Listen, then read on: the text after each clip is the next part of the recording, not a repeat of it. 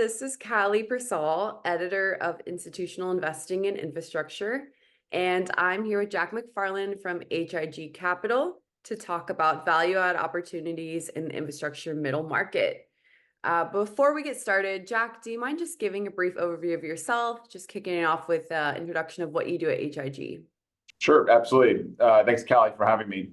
I'm Jack Macfarlane. I'm a principal on the capital formation team at H.I.G Capital, based in New York. And I focus on investor relations and capital raising across H.I.G's real assets platform, of which we have about $6 billion of assets under management today, split between global infrastructure, in which we have a $1.3 billion middle market value add infrastructure fund. And then we have US and European real estate funds as well, and a number of separate accounts. Excellent. So I know you were at our VIP infrastructure conference this year as well as last year. And last time we did film a video similar on a similar topic. And I just kind of wanted to get a little update from what has changed in the past year. So how do you see middle market infrastructure having performed since we last spoke in late 2023? Was it in line with your expectations, or did anything surprise you? We define middle market value add infrastructure as businesses or assets with enterprise value less than $500 million. And we look to make roughly $50 to $250 million equity investments per deal in our portfolio. And so we have deployed about 50% of our portfolio is already invested today across 7 initial transactions, where we have exposure to a number of different infrastructure sectors, including transportation, logistics, water and waste, renewables, and telecom services. As it relates to your question, Callie, on your performance of the assets, as I mentioned, we've deployed roughly $500 million of total fund equity across 7 initial investments thus far. And really what we've seen is that, middle market value add infrastructure fund asset performance has held up really well over the past 12 months. And, a number of factors are contributing to this. But I think what's most important to that is that when you're looking at a value add infrastructure asset, you don't see that direct correlation in the return driven by rises in interest rates like you do for core infrastructure assets. And then the other piece of it that's important is that with a value add infrastructure deal, business or asset, you have a direct kind of line of sight towards executing your business plan and achieving the underwritten return. So everything that you kind of do to add value at the asset is driven by is done by actually making changes at the asset level or at the business level, which are things that you can control. And then we continue to see a strong buyer universe for middle market infrastructure assets, both from new funds that are coming into the middle market, but also from large cap funds and strategic investors who are looking to deploy their large funds as well. The other piece of that is that we continue to see a major advantage in the middle market around entry price valuations. And really the reason for that is twofold. The first being that the middle market is less competitive than the large cap market today, with just less managers and investors who are chasing what is effectively a larger pool of deals in the middle market, at least as we see it. And the other piece of it is that the middle market allows for increased pipeline of proprietary and off-market sourcing of transactions. And so in that case, we can be, and we find that across the middle market, you can be much more selective from that perspective and drive better entry valuations as a result of the proprietary nature of some of those transactions. Some other considerations to think about with regard to performance and how it's held up over the past 12 months is you have to be continuously focused on the availability and cost of financing, which is something that has changed. But then also the ability to make sure you can implement your major business plan initiatives whether that's through business optimization, business increasing efficiency, doing add-ons or roll-ups, or making management changes. And then obviously being in the middle market requires somewhat of a higher level of diligence at the asset level, just because typically the assets or businesses that you're underwriting, you're kind of the first institutional capital that they have. So it's something you have to take into consideration. But overall, we've seen that the middle market has held up well over the past 12 months.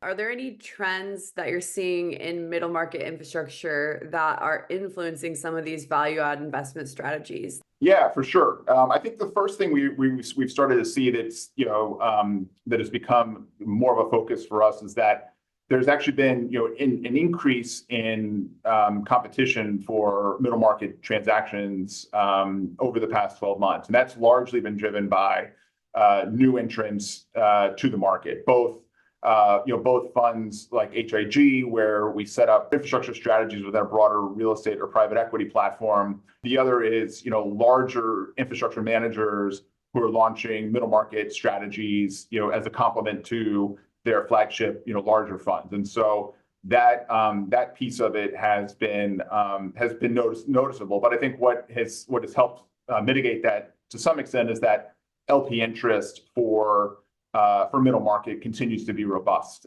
particularly as infrastructure allocations are becoming more mature and LPs are looking for new ways to diversify their infrastructure portfolios. In many cases, middle market is kind of the next place to go because the funds where they made investments 10, 12 years ago in middle market funds, those funds have grown up. So now they have to come back to the middle market to get some additional diversification of the portfolio away from the large cap.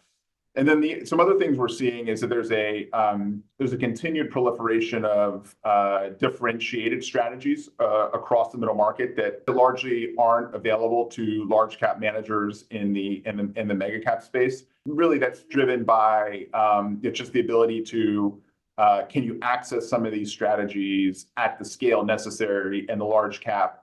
And in many cases, it's more difficult to do that at the large end of the market as opposed to within the middle market. As a middle market manager, we've done this a couple of times in our portfolio, and we have a third deal we're about to sign up where we're doing platform building and energy transition. We're buying and backing a management team and then going out and actually building and developing new assets across RNG, renewable natural gas, across commercial and industrial solar, across battery storage. And so being able to do that where you're creating a new asset through your value add business plan and platform building, that's pretty interesting and obviously something that's a little bit more difficult to do at the large end of the market. And then on the other side of it, we entered the student transportation space a number of years ago at the same time as some other managers did as well. And so in that space which is a very highly fragmented market, we are doing a roll-up strategy where we're creating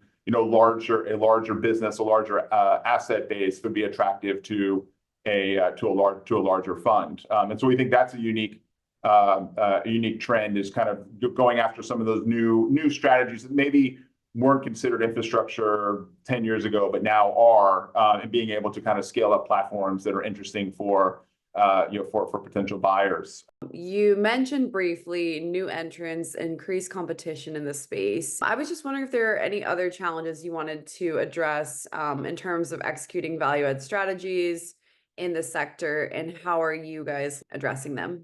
As everyone's kind of seeing, broader kind of capital markets uncertainty and more kind of macro uncertainty in the market, in both kind of in the financial markets, but broadly within the political markets as well. And I think where we price that in is really through entry valuations and being very much focused on making sure we're paying the right price and being firm on that. And I think being in the middle market again allows us to do that, whereas in the large cap space, it's a much more efficient market with so many large funds competing for deals. And then there are some sectors within infrastructure that are more difficult to access through the middle market, just because the assets are large or they tend to be very, very expensive, thereby kind of more suited for the large cap managers. And so one area is in telecoms, for instance. And so it's difficult for a fund of our size and our strategy to go out and buy a portfolio of wireless towers, for example. But if one way we do access that is through adjacent businesses or services businesses that drive most or all the revenue from the increased growth in towers or 5G. And so we've done that. We have a telecom services business in our portfolio where we are servicing and maintaining and installing 5G cells on existing towers. And so we feel like that's a good way to get access to that market, but continue to do it in the mid-market context. We continue to think that the market for deals and the opportunity set continues to evolve. And so, as I mentioned earlier, there's a number of kind of new sectors that have come in, become more infrastructure-like over the past few years. We think that'll continue. So we'll just continue to focus on, businesses and assets where we think we can achieve kind of the best risk-adjusted return while focusing on kind of those key infrastructure characteristics.